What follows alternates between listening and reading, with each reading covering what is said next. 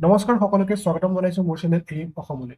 অহা 30 নৱেম্বৰ তাৰিখে যি ONGC এপ্ৰেণ্টিচিপৰ ডকুমেণ্ট ভেৰিফিকেশ্যনৰ মেৰিট লিষ্ট ওলাব, সেই মেৰিট লিষ্টখন আপোনালোকে আপোনালোকৰ মোবাইলত কেনেদৰে চেক কৰিব বা আপোনালোকৰ লেপটপত কেনেদৰে চেক কৰিব তাৰ ওপৰত মই ভিডিঅ'টো বনাইছো।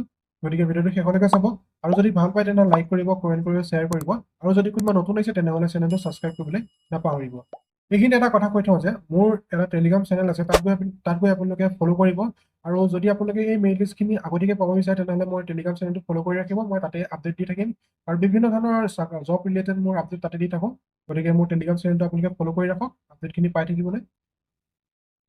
প্ৰথমতে আপোনালোকে আপোনালোকৰ মোবাইল বা লেপটপৰ যিকোনো এটা ব্ৰাউজাৰ অ'পেন কৰিব। ক্ৰম ব্ৰাউজাৰ হওক বা আপোনালোকৰ মজিলা ফায়াৰবক্স যিকোনো এটা ব্ৰাউজাৰ আপোনালোকে অ'পেন কৰি লওক।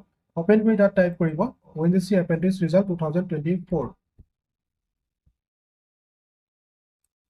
টাইপ কৰাৰ লগে লগে আপোনালোকে এনেকুৱাখন ইণ্টাৰফেচ খোল খাব আপোনালোকৰ মোবাইল বা লেপটপত আৰু এইটো আপোনালোকে মনত ৰাখিব ONGC Apprentice Result 2024।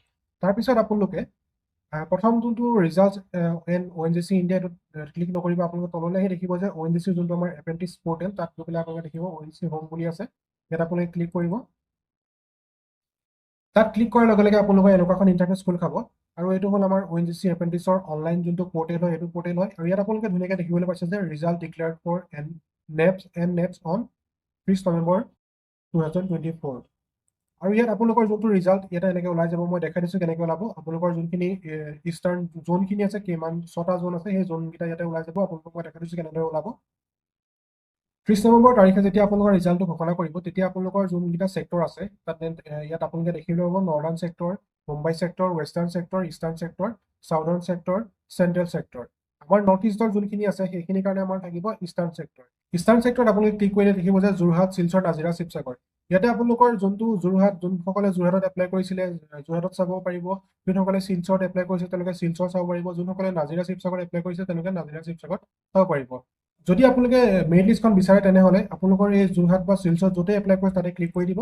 ক্লিক কৰাৰ লগে লগে আপোনালোকৰ যোনটো মেৰিট লিষ্টৰ PDF সেইটোত আপোনালোকৰ ডাউনলোড হৈ যাব। ডাউনলোড হোৱাৰ লগে লগে আপোনালোকৰ নামটো চেক কৰি ল'ব পাৰিব।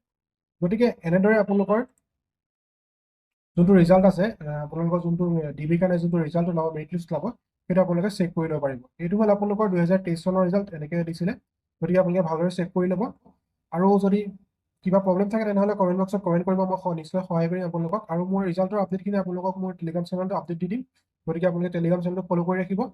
গতিকে ভিডিঅ'টো আছিলে ইমানে। যদি ভাল পায় তেনেহ'লে লাইক কৰিব, কমেণ্ট কৰিব, শ্বেয়াৰ কৰিব আৰু যদি কিবা নতুন আছে তেনেহ'লে চেনেলটো ছাবস্ক্ৰাইব কৰিবলৈ নাপাহৰিব। ধন্যবাদ। জয় অসম।